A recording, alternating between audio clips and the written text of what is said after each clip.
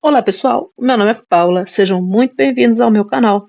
Esse é o primeiro vídeo que eu posto, fiquei muito indecisa, na verdade, sobre qual estilo de vídeo eu faria, porque eu sou uma pessoa super aleatória, eu gosto de muita coisa diferente, mas eu refleti e eu resolvi que eu vou fazer vídeos falando sobre livros e sobre desenhos. Nesse primeiro vídeo, eu vou unir as duas coisas. Então, eu vou mostrar o processo de um desenho de um personagem simples, enquanto eu falo a respeito desse personagem. O personagem que eu escolhi é o personagem Rysand, do livro Acotar, e é da Sarah J. Maas. E eu até pensei em fazer um vídeo falando sobre o livro em si, fazer como se fosse uma resenha, mas faz um tempinho já que eu li Acotar, eu prefiro ler novamente para falar com maior propriedade. Tá? Então hoje vamos falar sobre Rysand, só porque sim.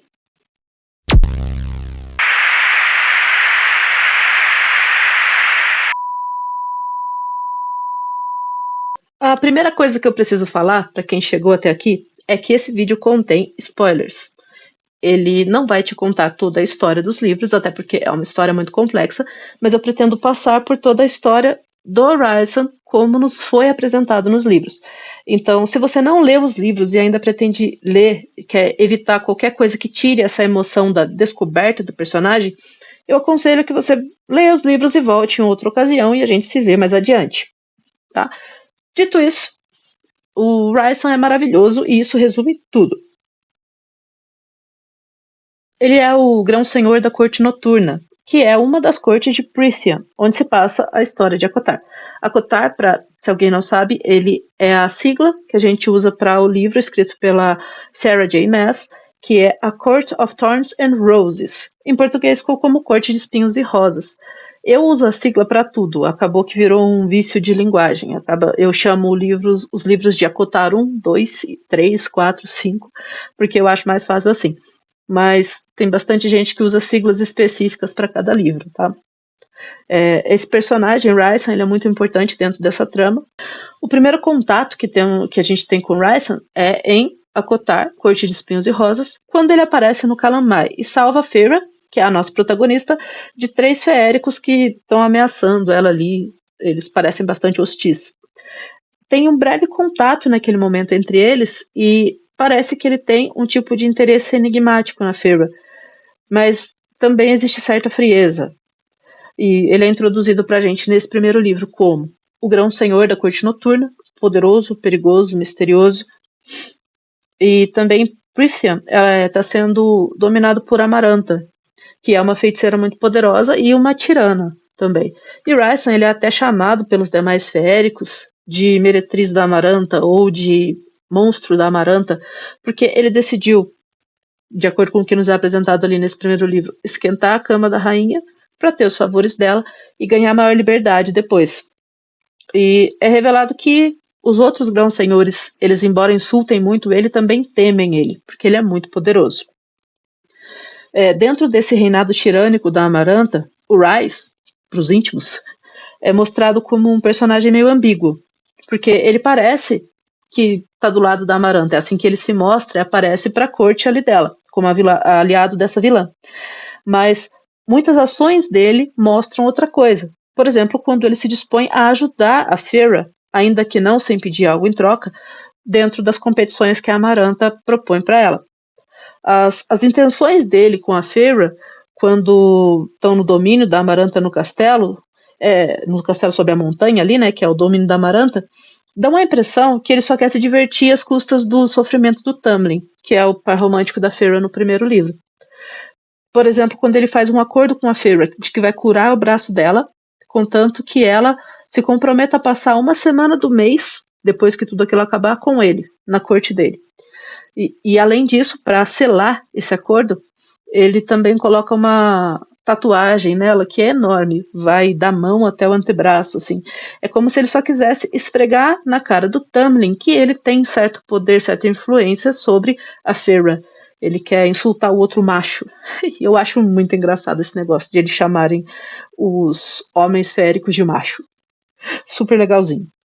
Bom, no fim, a gente percebe que as ações do Rysand tinham sim segundas intenções, mas eram segundas intenções altruístas.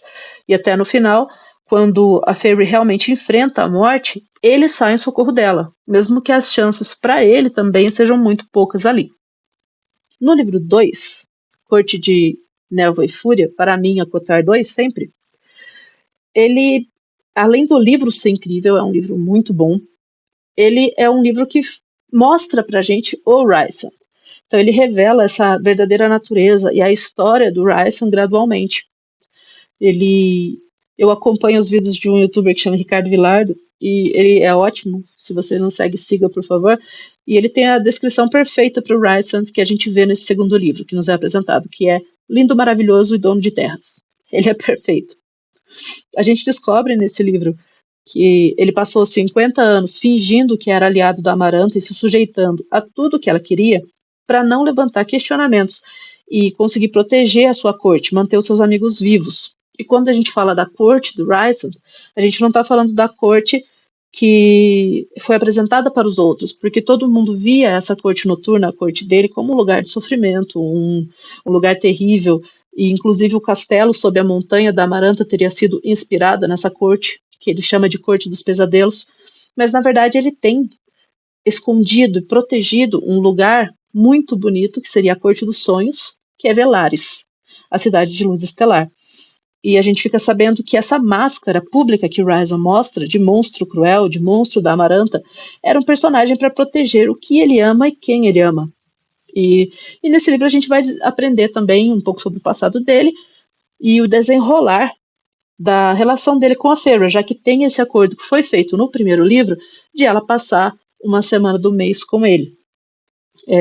O Rysand, ele ensina ela a ler, ensina ela a usar os poderes, dá suporte emocional e físico depois dos traumas que ela tem. E a gente vê um contraste absurdo, pelo menos eu vi um contraste absurdo, entre a postura dele e do Tamlin nesse livro. Enquanto ele se mostra protetor, disposto a ensinar, incentivar ela, ajudar ela a crescer, o Tamlin só prende a Feyre. E ali se torna aquele momento de virada em que a gente pode ter gostado do Tamlin do livro 1, mas no livro 2, Tamlin não existe perto de Rysand. E é assim que fica. A gente também acaba descobrindo que o motivo, né, dos problemas de relacionamento entre o Rysand e o Tamlin foi que eles foram amigos no passado, mas o pai do Tamlin, que foi um bosta, fez uma armadilha e matou a mãe e a irmã do Rysand. O pai do Rysand, querendo vingança, foi até a corte primaveril e matou a família inteira do Tamlin menos ele. Naquela noite, ambos, Rysand e Tamlin, se tornaram grãos-senhores, porque o pai do Rysand também morreu ali. E então eles nunca mais recuperaram essa relação. As asas da família do Rysand, da mãe e da irmã dele, tinham ficado como troféu na corte primaveril. Então é uma coisa absurda que a gente descobre ali. Uma revelação importante nesse segundo livro sobre o Rysand é que ele e a Feyre são parceiros. E essa é uma ligação sagrada e rara no mundo férico.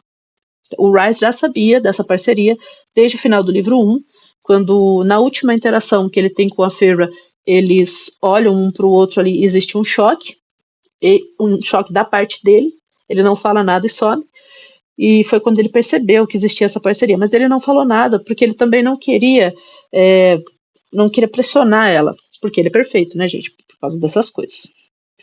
E ficou claro nesse livro que ele luta por liberdade, igualdade, ele odeia opressão e tirania, e no final do livro eles oficialmente formam um laço de parceria.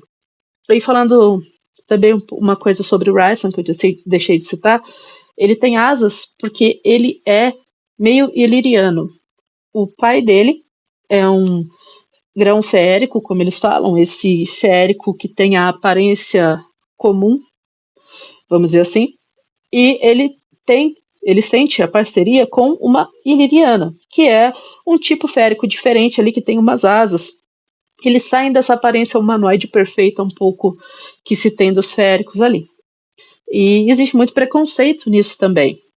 Como o Rysand é mestiço, muitos da Corte dos Pesadelos ali, ou até dentro do mundo férico, eles olham para ele com certo desgosto por conta disso, porque ele tem essas asas, ele mantém essas asas escondidas a maior parte do tempo, porque é uma parte que ele ama nele, mas é uma parte muito sensível, muito pessoal dele. E essas asas são um símbolo de que ele é um mestiço. Ele não é totalmente aceito. Ele também se chama ali de bastardo. E nisso também, isso acabou ajudando para que ele tivesse contato com outras pessoas ali que se uniram a ele, que também eram consideradas bastardos no mundo férico. Bom, seguindo adiante, no livro 3, Corte de Asas de Ruína, ou Acoar, ou Acotar 3, que é o que eu prefiro, Rhys assume um papel central na luta contra Ybern. Ybern era o antigo mestre da Amaranta e foi quem inicialmente mandou a Amaranta para Prythian, embora ela tenha desobedecido às ordens dele para tomar o poder. Mais pra frente a gente até conversa sobre isso. Mas nessa guerra, o Rhysand lidera alianças, negocia com grandes senhores, enfrenta muitas perdas e muitas revelações também sobre o passado dele, por exemplo, a relação com o pai dele, que era abusiva, a formação do círculo íntimo dele, que são o Cassian, o Azriel, a Mor, a Emery e, por fim, a Feyre. Muita coisa aparece pra gente nesse terceiro livro. E o personagem, a pessoa do Rhysand, ele demonstra a capacidade de sacrifício extremo. No final da guerra, por exemplo, ele morre dando todo o seu poder para salvar Prythian. Mas ele sobrevive e passa bem, porque os demais grãos senhores ressuscitam ele. Nesse momento, a gente vê, inclusive, uma certa redenção do Tamlin, porque o Tamlin também ajuda a ressuscitar ele. A gente não fala bem do Tamlin por aqui, tá? Mas vamos lá. O Rhysand, ele decide que ele vai governar ao lado da Feyre, restaurando Prythian e Bellaris. E a gente vê o final dessa história, do arco principal da história, no terceiro livro. A Sarah, embora tenha finalizado essa trama principal da guerra e tudo nesse livro, ela escreveu mais 2. A novela que ela escreveu em seguida, que foi A Corte de Gelo e Estrelas, é um livro que, na minha opinião, facilmente poderia ter sido resumido como um capítulo do livro 3. Porque ele é um depois da guerra. Mostra assim o desejo do Rhys e da Feyre de terem uma família, ela engravida, mostra um pouco dessa relação interpessoal, mas é muito focado nisso mesmo, em relação interpessoal. Não seria um livro necessário para você entender a história, acredito eu. Em seguida a gente tem o livro Corte de Chamas Prateadas, ou Livro da Nesta, muita gente chama só de Livro da Nesta, mas, porque o foco é na Nesta, irmã da Feyre, mas o Rhysand aparece também nesse livro. E a gente vê pela primeira vez ele um pouco mais controlador com ela. Porque ele tem medo, ele tá com medo de perder ela e perder a criança que ela espera, o Nyx, que vai ser o filhinho deles, porque descobrem que ele vai ter asas, o bebê vai ter asas. E a Feyre, ela tem a constituição humana comum, o organismo humano comum, ela não tem os mecanismos biológicos necessários para dar à luz a um bebê iliriano, um bebê com asas, e sobreviver. E ele fica super controlador com ela, põe um escudo nela para ninguém conseguir sentir até o cheiro do bebê a princípio, porque os féricos têm essa coisa de sentir o cheiro quando tem qualquer tipo de alteração biológica na pessoa. Mas fica muito claro que ele está desesperado. E a Nesta, que é a principal dessa história, ele e ela têm uma relação durante todo o livro bem conflituosa, especialmente pela postura que a Nesta assume, porque ela é bem passiva-agressiva com todos ali e ela ignora os esforços da Feyre, até faz pouco às vezes dos esforços da Feyre para ajudar ela. O Rhysand não gosta nada disso, mas no final tudo acaba se consertando ali, ele até passa a ficar bem com a Nesta, porque ela é quem acaba salvando a Feyre e o Nyx, e ele fica até tentando compensar ela de todas as formas possíveis, faz questão de pagar o casamento dela, é muito interessante até depois, porque ele fica super, super grato a ela. E ele aprende também a aceitar ajuda, confiar mais nas pessoas. Então, se a gente for resumir todo esse caminho do Rhys, dá pra gente dizer que ele teve muitas fases. A gente começou vendo ele como um antagonista ali, misterioso, perigoso, no livro 1. No livro 2 ele já foi um aliado, um mentor, um líder, lindo, maravilhoso dono de terras. Foi o que a gente aprendeu a criar no livro 2. E no livro 3, a gente viu que ele também é um bom estrategista, também um líder, um guerreiro muito bom, e que ele está disposto a sacrificar tudo pelo bem dos demais. E no livro 4 e no livro 5, a gente viu que ele é um bom governante, está tentando levar da melhor forma possível depois da guerra que aconteceu ali. E isso é uma coisa que a gente vê no último livro, né? Ele tem os defeitos dele, ele tem os medos dele, que também acabam em algum momento mostrando que ele não é perfeito.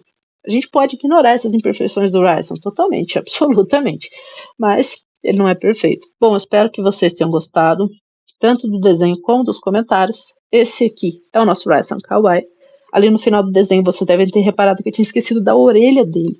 Isso foi um absurdo. Desonra pra toda a sua família. Pode anotar aí. Mas eu, felizmente, corrigi a tempo, tá? E aí ficou o nosso desenhinho. Eu não pretendo sempre desenhar esse estilo de desenho que eu fiz aqui, que é o estilo kawaii. Esse foi o estilo mais fácil que eu encontrei para fazer aqui no celular, filmar a tela para poder colocar no primeiro vídeo, mas muito provavelmente em outros vídeos eu vou fazer desenhos na mão mesmo e vou filmar esse processo de desenho pela minha mão. Aqui os desenhos que eu faço na mão, às vezes faço desenho mais realista, ou até em grafite ou colorido, eles acabam levando mais tempo também, demoram mais para sair. As ferramentas que a gente tem no celular, no tablet, elas aceleram um pouquinho esse processo de desenho. Mas eu pretendo continuar fazendo as histórias mais ou menos assim. Eu desenho, e enquanto desenho, eu vou falando um pouquinho sobre esse personagem que eu estou fazendo. Espero que vocês tenham gostado. Se vocês arrumaram um tempinho aí, me sigam no Instagram, por favor, @paulagram. E até o próximo vídeo.